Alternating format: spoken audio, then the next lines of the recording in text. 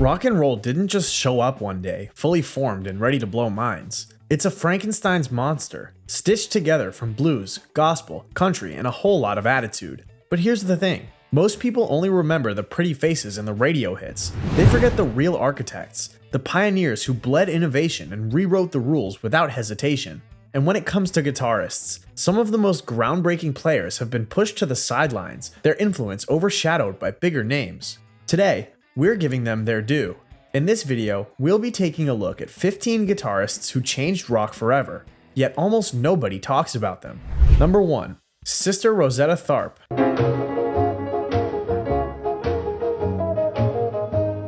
Before Elvis shook his hips and Chuck Berry duck-walked across the stage, there was Sister Rosetta Tharpe, shredding an electric guitar like it was nobody's business. Dubbed the godmother of rock and roll, Tharpe didn't just influence rock, she practically invented it. Yet most people today barely know her name. In the 1930s and 40s, while traditional gospel musicians kept things soft and soulful, Tharpe was doing the opposite, plugging in, turning up, and ripping through riffs that sounded downright sinful to conservative audiences. She took gospel music and injected it with raw electric energy. Her groundbreaking track, Up Above My Head, is more than just a gospel song.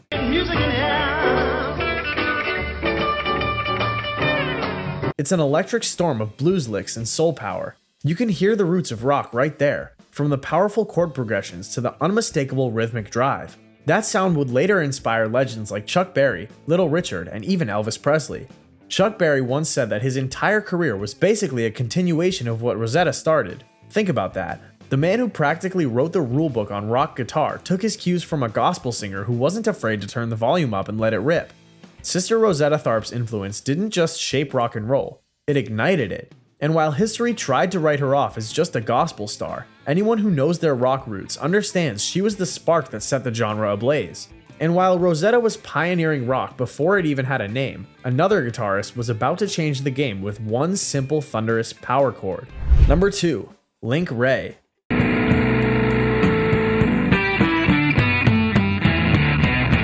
Wray didn't just play guitar, he made it growl. In 1958, he unleashed Rumble on the world, a song so raw and aggressive that it became the only instrumental track to ever get banned from the radio. Why? Because it sounded dangerous. It made parents nervous and teenagers feel invincible.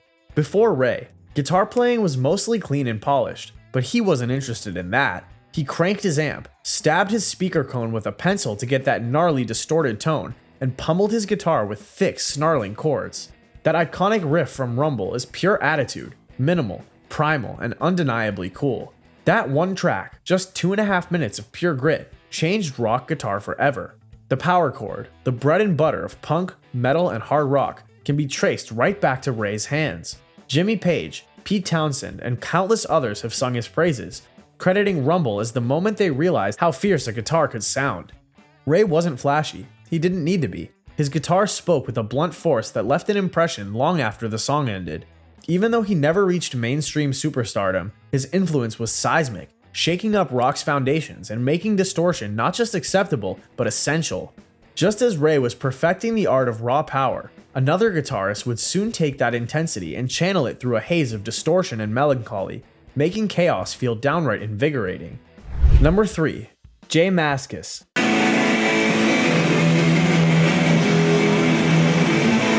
If grunge had a godfather, Mascis would be right at the top of the list. With Dinosaur Jr., he didn't just play guitar, he unleashed it. While the indie scene of the 1980s was leaning lo-fi and minimal, Mascis went the opposite way, loud, sprawling, and unapologetically messy.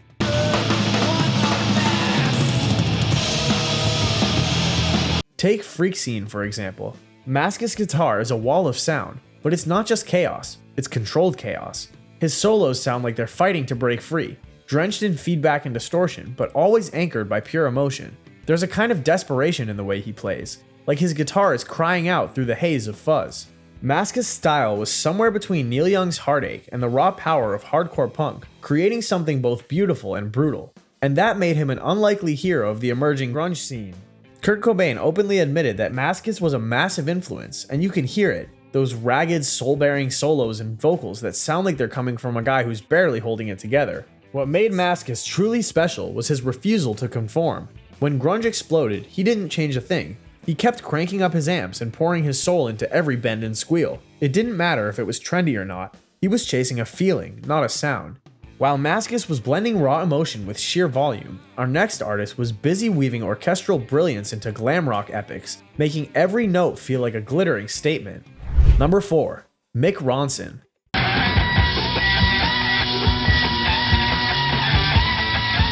When David Bowie transformed into Ziggy Stardust, he didn't do it alone.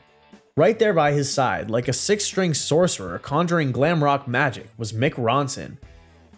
While Bowie was the chameleon frontman, Ronson was the sonic architect, laying down riffs that made the rise and fall of Ziggy Stardust and the Spiders from Mars feel larger than life. Ronson wasn't just Bowie's guitarist, he was his musical right hand. You can hear it all over Moonish Daydream. The solo is meticulous but raw, blending classic rock grit with symphonic grandeur. That wasn't just coincidence. Ronson was a classically trained musician who understood how to layer guitar parts like a composer building an overture. And it wasn't just about technique. Ronson's playing had heart. You could feel it in the way he attacked every note. Bold, confident, and dripping with energy. His Les Paul screamed personality, and his work with Bowie wasn't just backing, it was storytelling. Listen to Ziggy Stardust and try not to get caught up in that riff. It's impossible. But Ronson wasn't just a sidekick. He was a creative force, bringing texture and melody to Bowie's visionary ideas. After Bowie, he worked with artists like Lou Reed on Transformer, adding the same gritty elegance to Perfect Day and Satellite of Love. Ronson's sound defined an era, giving glam rock its teeth and its polish. And while he never became a household name like Bowie, his fingerprints are all over the DNA of rock and roll. Ronson is known for blending glitter with grit, but our next guitarist turned chaos into art, pushing punk rock to its absolute limits. Number 5. Robert Quine.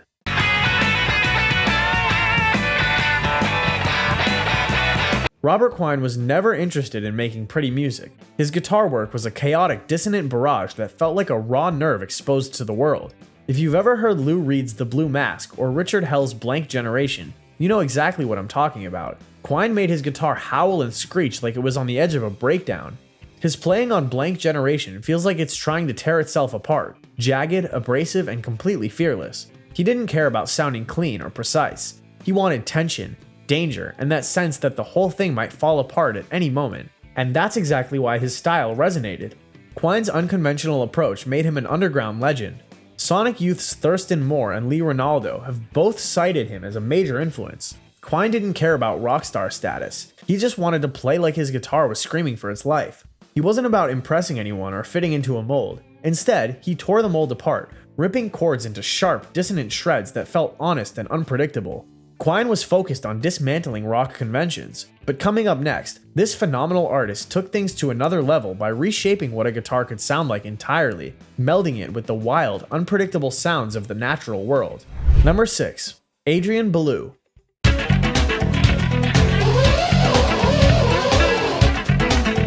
Adrian Belew didn't just play the guitar, he turned it into an alien life form. While most guitarists chased traditional riffs and melodies, Belew made his guitar scream, squawk, and even mimic animal calls. His work with King Crimson, Talking Heads, and Frank Zappa pushed rock guitar into completely uncharted territory. Take Elephant Walk from King Crimson's Discipline album. His riffs sound like an elephant trumpeting through a digital storm. Belew's mastery of effects and unconventional techniques made him a sonic chameleon. One moment, he'd be creating futuristic soundscapes, and the next, he'd be bending bluesy licks into distorted chaos. His time with the Talking Heads on albums like Remain in Light added jittery, syncopated guitar parts that felt both human and robotic at once. Working with Zappa, he pushed weirdness to its absolute limit, turning every solo into an unpredictable journey.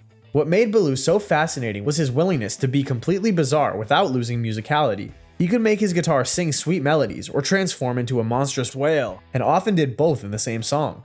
From rock to new wave to experimental, Belew wasn't afraid to make noise that confused as much as it inspired. But in that confusion, he found something unique, an otherworldly sound that no one else could replicate.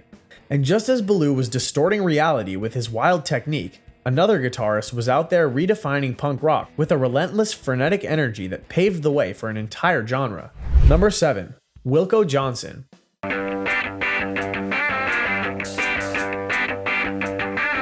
If punk rock was a storm waiting to break, Wilko Johnson was the crack of thunder that announced it. As the guitarist for Dr. Feelgood, Johnson didn't just play rock and roll, he weaponized it. His chopping, percussive playing style felt like a knife fight set to music, carving out relentless, jagged rhythms that hit like a punch to the gut. Listen to She Does It Right and you'll get it.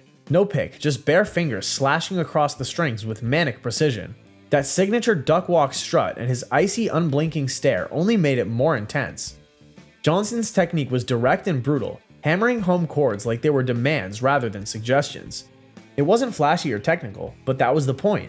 It was raw, visceral, and completely unforgiving. And it wasn't just about the sound, it was the grit. No one cared about looking polished or perfect.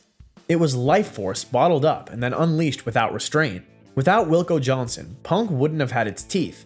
Bands like the Sex Pistols and The Clash took that unpolished aggression and made it their calling card. Joe Strummer even admitted to modeling his own playing after Wilko's savage, relentless approach. Johnson wasn't just a guitarist, he was a force of nature, and while his riffs were busy launching punk rock, Tom Verlaine was right around the corner, redefining what it meant to be cerebral and chaotic all at once. Number 8. Tom Verlaine.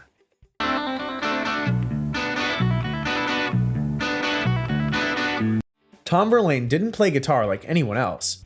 As the co-founder of television, he approached the instrument like a poet writing a novel, dense, layered, and full of unexpected turns. His intertwining leads with Richard Lloyd on Marquee Moon are practically their own language. It wasn't about volume or brute force. Verlaine's style was lean, wiry, and full of tension, never content to just sit back and groove. Instead, his playing felt like it was always searching for something more, pushing rock music into artsier, more intellectual spaces without losing that raw edge. The title track Marquee Moon is a phenomenal piece on controlled chaos. It's 10 minutes of sprawling, interlocking guitar lines that feel both calculated and spontaneous. Verlaine wasn't afraid to let the music breathe, giving space for his solos to stretch out and evolve organically. His influence seeped into countless post-punk and indie bands. Everyone from Sonic Youth to The Strokes owes him a debt. Verlaine proved that rock guitar didn't always have to be loud and aggressive to hit hard. Sometimes it just needed to think differently. But as Verlaine was crafting meticulous guitar odysseys, guess who was busy blending primal rock energy with the eerie cool of retro surf and rockabilly, giving punk a ghastly twist. Number 9. Poison Ivy, Kristy Wallace.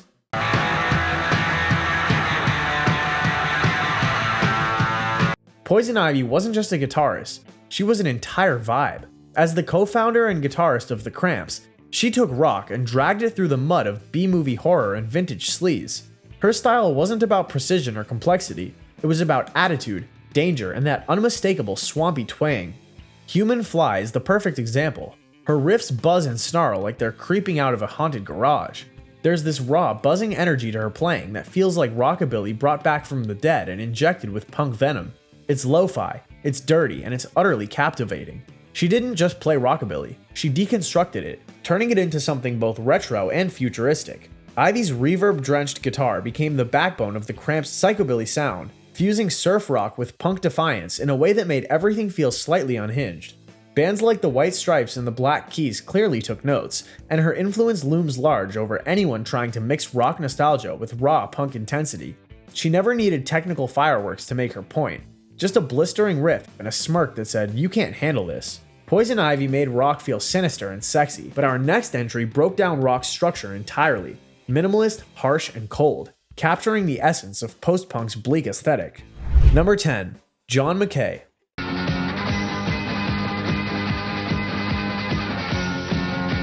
Post-punk had a sound, cold, jagged, and distant, and John McKay helped shape it with nothing but sheer minimalism. As the original guitarist for Susie and the Banshees, his playing was stripped down, eerie, and razor-sharp, cutting through tracks like shards of glass. Listen to Hong Kong Garden. It's not about power or speed, it's about tension. McKay's playing feels taut and coiled, never wasting a single note. He wasn't interested in bluesy bends or rock cliches. Instead, his chords were stark and skeletal, almost like he was daring listeners to find warmth in that frozen soundscape. What made McKay special was how he approached guitar like a sculptor, chiseling away anything unnecessary until only the raw essential framework remained. It was robotic but human, detached but somehow emotional. The result was a uniquely haunting sound that defined early goth and post-punk. His influence rippled through bands like Joy Division and The Cure, musicians who realized that darkness didn't need bombast, just the right kind of unsettling presence. McKay made the guitar feel ominous, like something creeping just out of view. Number 11. D. Boon.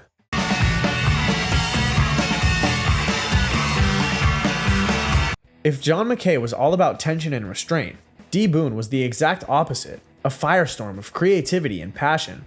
As the frontman and guitarist of the Minutemen, Boon didn't just play guitar, he attacked it. His riffs were frenetic, punchy, and packed into songs that rarely stretched past 2 minutes. Tracks like Corona felt like controlled chaos, funk, punk, and jazz colliding head-on. Boon's playing wasn't about precision, it was about urgency. It was messy, spontaneous, and completely unpretentious. You could almost hear the sweat hitting the strings. And despite the wild energy, Boon's guitar lines were surprisingly intricate. He didn't just bash out power chords, he wove them with funky grooves and odd rhythms, blending genres with reckless abandon. In a scene obsessed with rebellion, the Minutemen took it a step further by rebelling against punk itself, breaking down what the genre could be. Boon's ethos of jamming econo wasn't just a motto, it was a mission statement. Do it yourself, make it count, don't waste a second. His raw, earnest spirit left a blueprint for indie rock, inspiring generations to keep it real, even if it wasn't pretty. While Boon was reshaping punk with his anything goes mentality, our next musician was channeling darkness and dissonance, pushing the boundaries of noise and atmosphere in a way that made rock feel genuinely surprising. Number 12. Rowland S. Howard.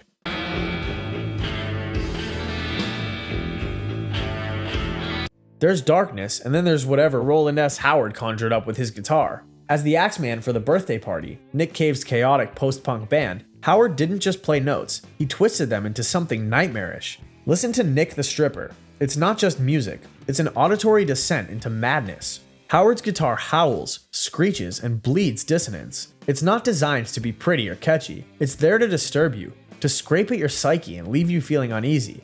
Howard understood that guitar didn't always have to be melodic or structured. Sometimes it could be raw emotion clawing its way through a wall of feedback. His playing sounded like it was teetering on the edge of collapse, yet it never lost its grim focus.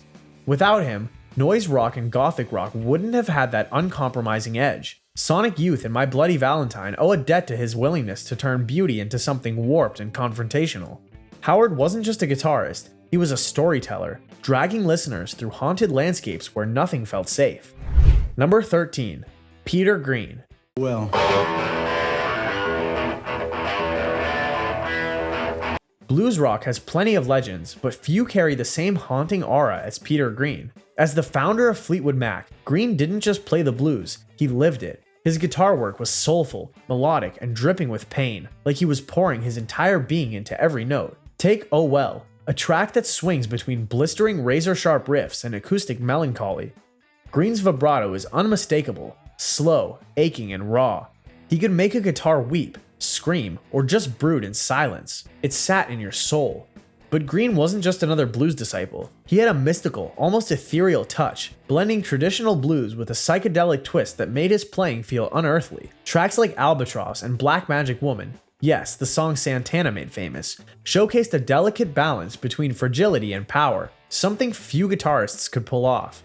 Green's influence seeped into the DNA of blues rock and beyond. Santana once said that Peter Green's music left an indelible mark on him, and even Clapton acknowledged Green's genius. Yet despite his profound impact, Green's career was tragically cut short by mental health struggles, and he faded into relative obscurity. But his legacy remains phenomenal. The soulfulness, the pain, the depth. Green made guitar playing feel like storytelling at its most vulnerable. And just as Green's career was burning out, another guitarist was taking Americana and experimental and smashing them together to make something entirely new. Number 14. Nels Cline.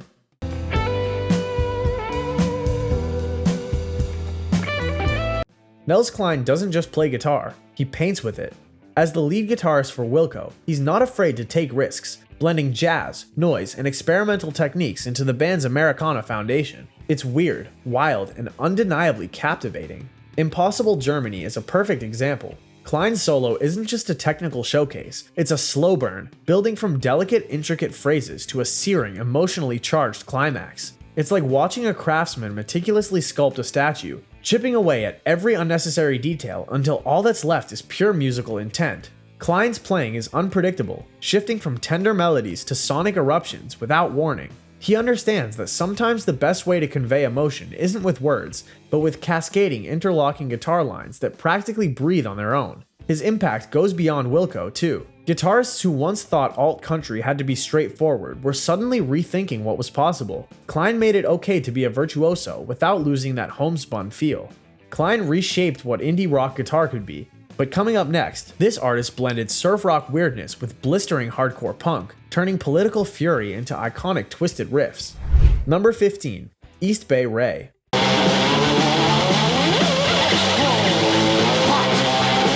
If punk rock had a secret weapon, it was East Bay Wray. As the guitarist for Dead Kennedys, he mixed surf rock's twang with hardcore punk's breakneck speed and venomous bite. His riffs were like little landmines, catchy, menacing, and absolutely relentless. Take Holiday in Cambodia. This masterpiece sounds like musical chaos, but it just seems to make sense. The intro riff alone sounds like a B-movie surf jam gone horribly wrong, and it instantly sets the tone for the lyrical savagery that follows. Wray knew how to create tension, using angular, almost spy movie riffs that cut through the noise like a razor. What made him stand out was his refusal to stick to punk conventions. Instead of relying solely on power chords, he brought a touch of surf nostalgia and warped melodies into the mix, making every Dead Kennedys track feel like a twisted carnival ride. His playing wasn't just aggressive, it was clever, subversive even. He made the guitar blend right along with Jello Biafra's biting vocals. Punk rock was about rebellion, but East Bay Wray showed that rebellion could sound sophisticated without losing its venom. Which of these underrated guitar legends do you think deserves the most recognition? Let us know in the comments, and don't forget to like and subscribe for more amazing videos like this. As always, see you in the next one.